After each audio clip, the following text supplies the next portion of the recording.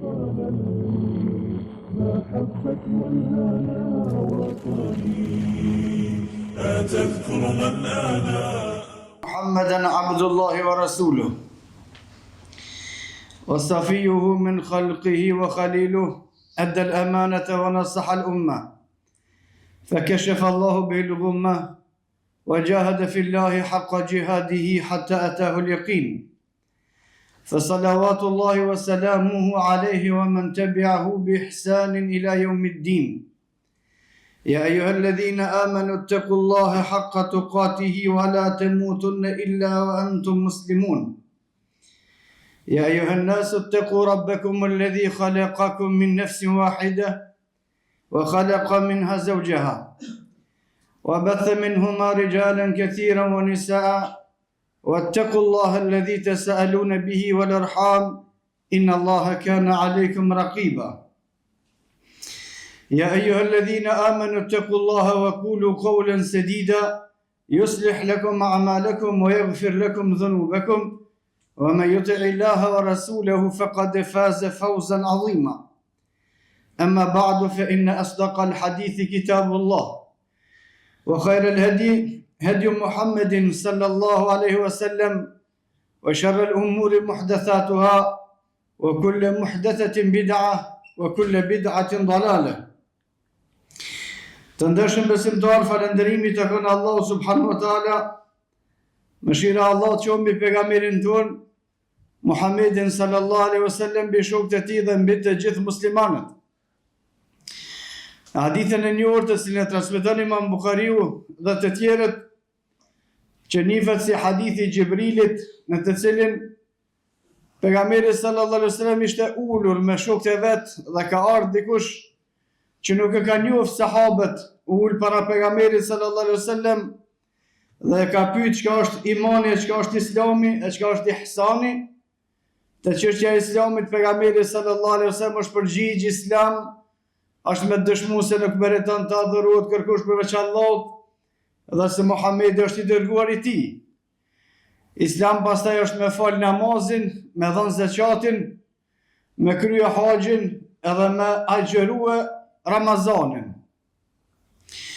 Kur ka pyet çka është imani, pejgamberi sallallahu alaihi wasallam ka thonë me besu Allahun, me melekët e tij, librat e tij, pejgamberët e tij, ditën e fundit edhe me besu kaderin, caktimin e Allahut subhanahu wa taala se gjithçka që ndodh me caktimin e Allahut subhanahu wa taala, mirë qet ajo për neve ose keq.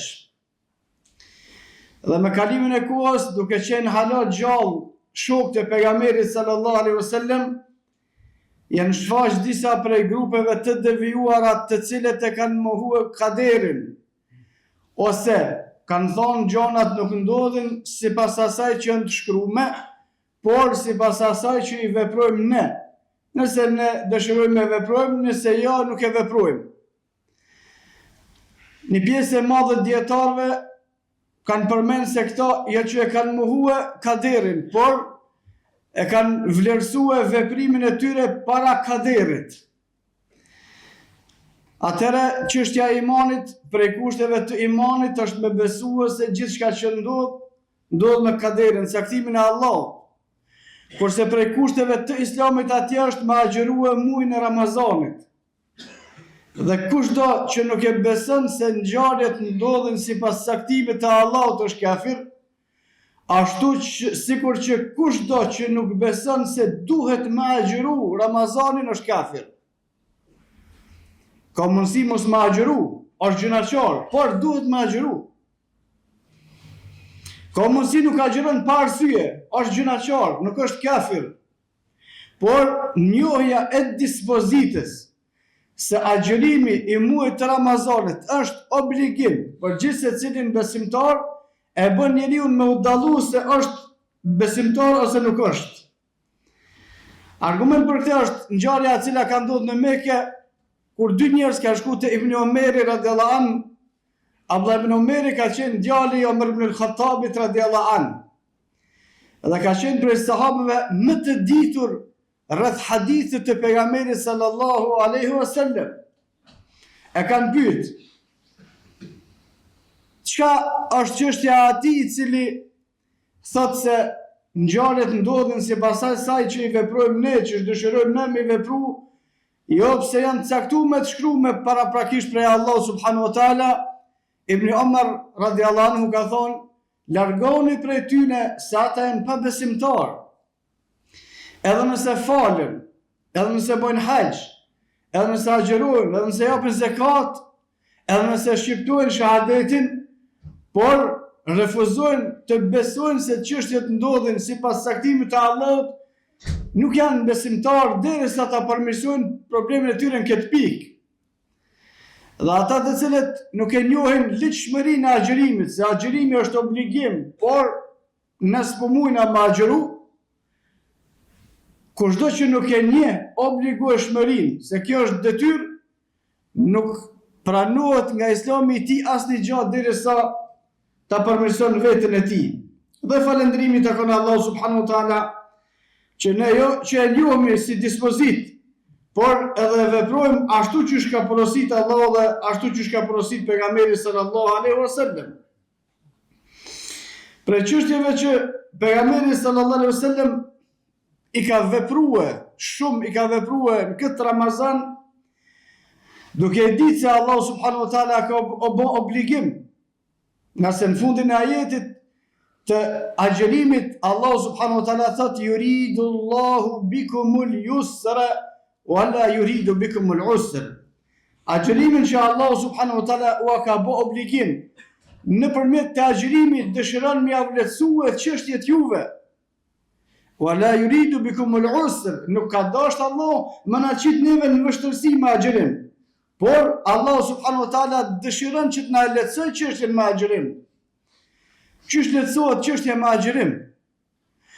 Në hadithin e saktë pejgamberi sallallahu alaihi wasallam ka thonë në Ramadan ila Ramadan, agjerimi prej Ramazanit deri te Ramazani tjetër i fshin të gjitha gjunohat. Dhe kjo është lehtësim, yuridu Allahu bikumul yusr. Një vjet që kanë bërë njerëzit gjunoha, agjerojnë Ramazanin, kërkojnë falje dhe pendohen te Allahu subhanahu wa taala, Allahu subhanahu wa taala ja fal të gjitha. Në hadithin tjetër të saktë pejgamberi sallallahu alaihi wasallam ka thonë një ditë e agjerimit vullnetar, jo në Ramazan, jashtë Ramazanit, e largon njeriu besimtarin 70 vjet prej zjarmit të xhehenemit. Kurse ditët e agjerimit e largojnë pa hesab, se s'ka llogari kërkush nuk e din se sa është problem Allahu për Ramazan, përveç Allahu subhanahu wa taala, por jashtë Ramazanit me agjeruar një ditë 70 vjet Allahu subhanahu wa taala të largon prej zjarmit të xhehenemit. Pejgamberi sallallahu alaihi wasallam në këtë muaj mas shumë të çka bën të lexon të Kur'an. Në hadithin e saktë pejgamberi sallallahu alaihi wasallam ka thonë, çdo vit meleku Xhibril ka ardhur ma ka lexuar Kur'anin komplet. E ka përsërit pejgamberi sallallahu alaihi wasallam Kur'anin me Xhibrilin. Që do me thonë se edhe ne si besimtar duhet me përsërit Kur'anin me hoxhën ton, me ato që mësojmë të ai, nëse kena të tillë që mësojna. Por shkak se ai që afronte shpallën Muhamedit sallallahu alaihi wasallam prej Allahut ishte meleku Xhibril. Dhe pejgamberi duke qenë dërguar i Allahut ka pas nevojë me përsërit Kur'anin me dikon. Duke qenë dërguar i Allahut ka pas nevojë me përsërit Kur'anin me Xhibrilin. Dhe në vitin e fundit të pejgamberit sallallahu alaihi wasallam ka ardhur Xhibrili edhe më ka përsërit Kur'anin 2 herë. Kurse viteve tjera gjithmonë ka 1 herë. Thot pejgamberi sallallahu alaihi wasallam, po mendoj se më ka afruar e gjeli. Por këto ka ardhur Xhibrili 2 herë më ka lexuar Kur'anin. Dietarët e hadithit kanë thonë kjo do me thonë se herë që besimtari shkon duke harxhuar ymrin e vet, duhet me shkue duke i shtuar veprat e veta të mira. Pse pejgamberi sallallahu alaihi wasallam viteve tjera e ka lexuar ka 1 herë, vitin e fundit e ka lexuar 2 herë? Por dallim prej neve nga pejgamberi sallallahu alaihi wasallam dhe Allahu subhanahu wa taala na përmirëson këtë çështje, ne të shku ka vdekja shkon të i zvogluar punët e mira. Mane nini edhe shpesh u kanë të u falë, pasi u s'mu mos u falë. Wala haula, wala quwwata illa billah, po ti bash që të herë këndosh me fal. Ka bo mirë, po dikur s'ka bo. Veprat e mira duhet me shkue duke u shtue. Imani duhet me shkue duke u rrit, jo duke u zvuglu, për shkak se sado që shkon jeta, ne jemi të afruar te Allahu subhanahu wa taala më shumë. Edhe vdekja, sado që ecin ditët, vdekja për neve është të ardhur ma shpejt. Nëse dikush për neve ka lexuar diçka Kur'an vitin e kaluar, këtë vit do të më lexuar pak më shumë se sa vitin e kaluar. Nëse dikush për neve ka dhënë sadaka në vitin e kaluar, e ka dhënë zeqat vitin e kaluar, në këtë vit pasunia ati o rrit më shumë se sa vitin e kaluar, nuk do të më dhënë sa ka dhënë vitin e kaluar.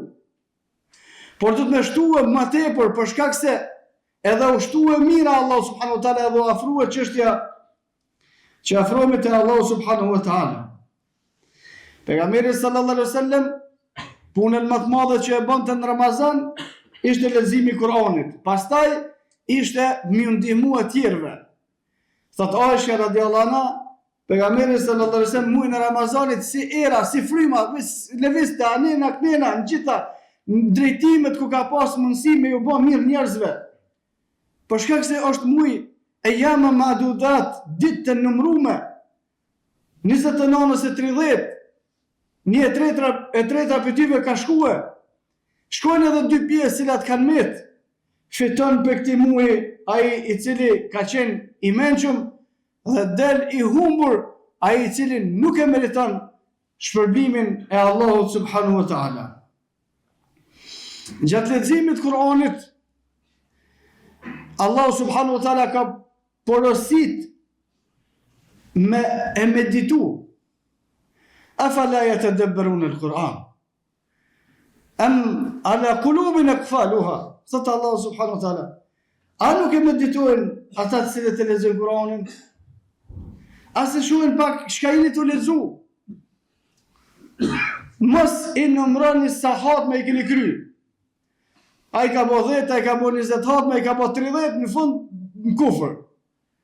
S'ka vyje ky lexim që e ke bo kur gjë hiç. Afala yatadabbaruna al-Qur'an. Nëlu meditoje, kështu çka po thot Allahu subhanahu wa taala. I lexon për ditë në Ramazan, çdo ditë ajetet e gjykimit. Kur shkon bëhet mushrik. I lexon çdo ditë ajetet e Allahu subhanahu wa taala në Ramazan për dashuri dhe urrëtie për ata cilët e duan dhe urrejnë Allahu subhanahu wa taala. Kur shkon në Bajram, mushrik bashkë me ta. E lexon çdo ditë, për shkak ky leximi i cili nuk të bën me kuptu se çka të thonë ky lexim, çka po lyp për këtij ajeti Allahu subhanahu wa taala, çka thotë që ka fjalë. Dhe falënderimi takon Allahu subhanahu wa taala. Kurani është edhe i përkthyer në gjuhën tonë. Lexoje një pjesë, ka është gjuha arabe, lexoje pjesën tjetër. Çka ka thonë Allahu subhanahu wa taala me këtë? Pse e ka thonë kështu? Ktheu 10 herë, 20 herë. Tana kur të vinë koha e kufrit, e din që tu ka thonë mos e s'bën. Kur të vinë koha e gjunot, e din se e ke lexuar atë që s'bën. Kur të vinë koha me kundërshtu fjalën e Allahut te pejgamberi sallallahu alaihi wasallam, e din për shkak se kamet e ngujuar atë që e ke lexuar te libri i Allahut dhe suneti i pejgamberit sallallahu alaihi wasallam. Po ashtu gjatë këtyre ditëve shpeshtoni duat. Për shkak se pejgamberi sallallahu alaihi wasallam në hadithin e saktë ka thonë duat e agjëruesit pranohet deri në iftar. Duat e atij, lutjet e atij që agjëron pranohen derisa të jetë agjërueshëm. Në ditë për ditëve më ka thënë një pyetje dikush, njëri prej anëtarëve të familjes që agjëron para iftarit po bën shumë poter, çka më këshillua? More bën dua le poterën. Koha para iftarit, koha agjërimit, ditët e Ramazanit janë ditë me bë dua, lutje, pendim, istighfar te Allahu subhanahu wa taala, jo me bë kare familje. Duat e agjëruesit pranohen derisa të jetë agjërueshëm. Bëni dua ditën. Kërkoni falje natën, nga se koha ma përshtatshme me kërku falje Allahu subhanahu wa taala është koha syfyrit. Allahu subhanahu wa taala kur I ka lavdruar besimtarët në Kur'an, u ka thonë wa bil ashari hum yastaghfirun. Në kohën e syfyrit bajnë istighfar. Më quhen syfyr përveç procedurave të zakonshme të njohura, thuj 1 herë, 3 herë, 10 herë, sa të mundesh, astaghfirullah, astaghfirullah, astaghfirullah. O Allah, fal mi gjunat, gabimet. Nëse kjo kohë është koha në të cilën Allahu subhanahu wa taala I pranon duat dhe pejgamberi sallallahu alaihi wasallam lutej këtë kohë.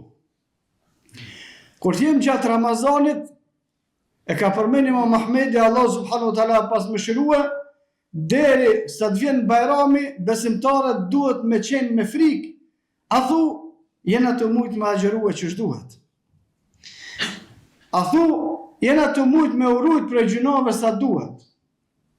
A thu, jena të mujt me u falë sa duhet, me pas frikën, për shkak se kushdo që e ka frikën, e jep kontributin për me krye qatë punë.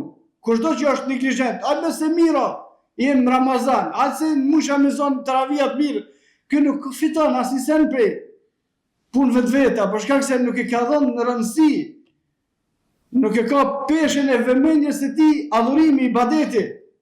Ne duhet me pas frikë derisa të kryhet Ramazani, se nuk jem të mujt me adhon hakun ashtu që duhet.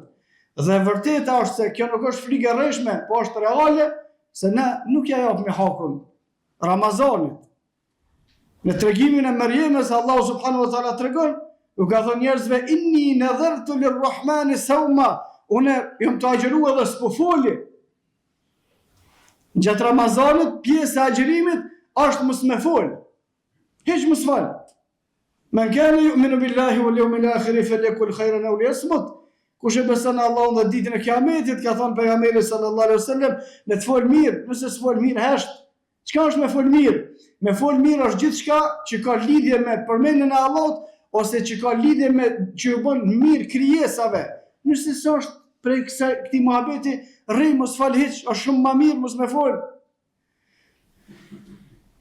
Dhe çështja e fundit, falenderojmë Allahun subhanahu wa taala që ju ka mundsuar më agjëru. Për shkak se nuk mundet më agjëru kërkush pa ja mundsu Allahu subhanahu wa taala. Është prej kaderit të Allahu subhanahu wa taala që ne agjërojmë. Kader, traktimi i Allahut. Filoni kanë më agjëru. Ata që nuk agjërojnë nuk janë pjesë të kaderi i Allahut më agjëru. Dhe kjo është sfidë për gjithë ata të cilët nuk agjërojnë.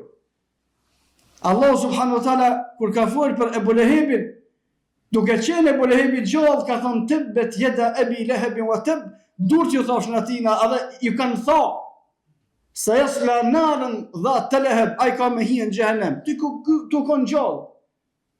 Kanë thonë komentatorët e Kur'anit, pse Ebu Lehebi se ka sfiduar Muhammedin sallallahu alaihi wasallam, e thonë, apo thot që ai Kur'ani atë që unë ku me hi në gjehenem, po, që unë po dëshmoj, la ilaha illallah, Muhammedur Rasulullah, po falë apo hi në gjenet. Pse s'ka mujt me bo? Për shkak se Allahu subhanahu wa taala nuk e ka bo kader, kurse Allahu e din kaderin e vet.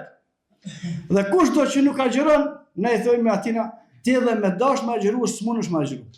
Urno, s'munësh, se nuk të ka zgjedh Allahu subhanahu wa taala me agjeru. Ki e defekt në mrendësinë tonë për me hijet të regjistri Allahu subhanahu wa taala me qenë për agjeruzve. Për shkak se Allahu subhanahu wa taala ka thënë Kur'an, inna Allaha la yughayyiru ma biqawmin hatta yughayyiru ma bi anfusihim. Allahu nuk ja ndryshon gjendjen kërkuna derisa ai mos kontribon vetëm më ndryshua gjendja e tij. Nuk mundesh më agjerua nëse nuk e merr hapin. Nuk mundesh më fal nëse nuk e merr hapin. Nuk mundesh me dhënë zeqat nëse nuk e merr vetë iniciativën, nuk ta lejon, nuk ta mundson Allahu subhanahu wa taala. Për shkak se përgjegjësia është e jonja. Në ato që I bëjmë veprat mira, marrim shpërblim se I kemi bën me iniciativën tonë, me vullnetin tonë, se s'na ka shtim me zor kërkush. Edhe ato gjëra të cilat I bëjna, e marrim dënimin për to, për shkak se I kemi bën vetë me dëshirat e tona, me iniciativat e tona. Atëherë kushdo që është agjerues, në të falenderon Allahun subhanahu wa taala për agjerimin e tij, në të falenderon Allahun për namazin e tij, në të falenderon Allahun për zeqat që ja ka mundsuar Allahu me bë, edhe për haxhin dhe për gjitha veprimet e tjera. Edhe kush largohet për gjunave, ne ta falënderojmë Allahun se Allahu ja ka mundsuar mu larguar prej veprave të këqija dhe kretë që të veprime në fund kanë me quhen në xhennet, kanë me mbrojtë për zjarmin e xhenemit. Ne lutim Allahun subhanahu wa taala që të na forcojë këtë ditë që kanë met, e të na shtoj kujdesin më tepër, edhe frikën, edhe gatishmërinë, edhe punën më afruar te Allahu subhanahu wa taala, e të na shtoj mundësinë me bë dua e me kërku falje te Allahu. Wa qulu qawli hadha fastaghfirullaha li wa lakum fastaghfiruhu li kulli dhanbin innahu huwal ghafurur rahim.